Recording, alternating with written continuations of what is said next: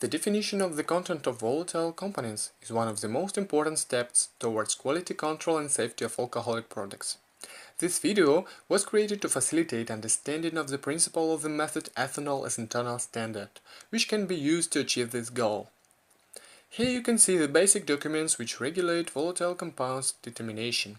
You see that all these papers consist in gas chromatography method, as it was shown earlier. Let's look at the picture which demonstrates the scheme of both traditional and novel methods of volatile compounds determination. Chromatogram peaks of internal standard compounds marked with color. Traditional method means the artificial addition of internal standard. Also, it is necessary to measure the density of sample to determine its strength. As far as you can see, these two operations absent in novel method ethanol as internal standard. There are two reasons for this. Firstly, ethanol always exists in alcohol drinks, so there is no need to add this internal standard. And secondly, ethanol concentration in milligram per liter of absolute alcohol is a constant value, which is the ethanol density. As I have told above, traditional method includes samples density measuring to calculate strength. But in case of drinks with great compounds contamination, such as brandies or whiskies, it is impossible to determine strength correctly by alcoholometric tables, so there is a risk of great biases. Speaking about theory, it is necessary to mark that novel method includes the same way of RRF calculation as a traditional one. RRF means relative response factor, and this value expresses the sensibility of detector to compound comparing with ethanol. In the picture, you can see the examples of chromatograms of some alcohol drinks. Internal standards are again marked with color. Formulas of concentration determination are also shown, and you see that the right one is simpler than the two left. And what about biases? Novel method is pretty better here too. The absence of extra artificial manipulations logically leads to bias value decreasing. And now it is time to technical part to show the experimental results. The first step was the preparation of a standard solution for the calibration of the chromatograph. The weight method prepares a solution that contains all the designed impurities, including ethanol. Finally, we obtain a standard solution with known concentration of each individual component in the desired units of measure, milligram per liter of absolute alcohol.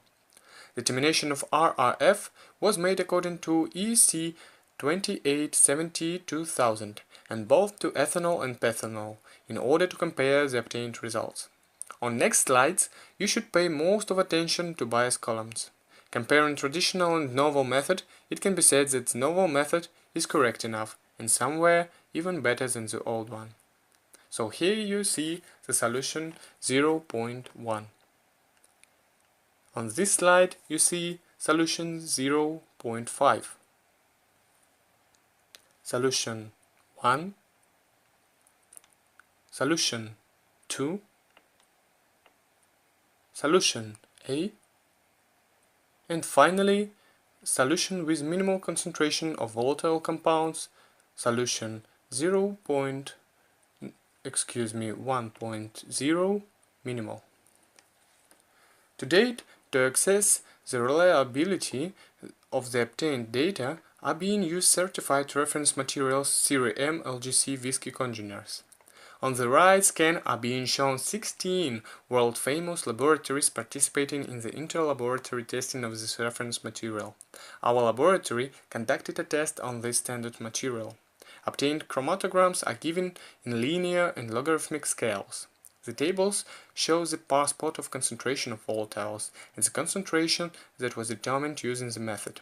Obviously, that novel method must be taken seriously. There is a photo of internet online calculator AlcoDrinks, which was created to calculate concentration of volatiles using the proposed method. The homepage of it is written below. Summing up, let us summarize the advantages of the proposed method. First of all, it allows to directly determining the concentration of volatile components in units of milligram per liter of absolute alcohol in full compliance with the international governing documents. Secondly, a very valuable feature for the production, no need to add substance externally which saves labor costs. The concentration of the internal standard is always known in advance with zero uncertainty, as it is equal to the density and is a constant table value. An important advantage, of course, is that we can measure the concentration if with a large content. The fact is that in accordance with the European regulation, determination of contents of volatile compounds performed by alcoholometric tables on the basis of measured values of density. However, alcohol-containing products with a high content of volatile components, such as whiskey and brandies, as I have told earlier, make it impossible to correctly identify their strength with an areometer. The proposed method doesn't require the determination of the density of the sample. Here appears another advantage. The method allows to successfully perform the tasks for a sample of small amounts, for example 1–2 milliliters. Thus, the proposed method, ethanol as internal standard, is an innovative approach in the field of quality control and safety of alcoholic products. Implementation of the method requires less labor and time cost compared to the traditional one. Obtaining accurate values by this method indicates their need to recognize the need as a reference one.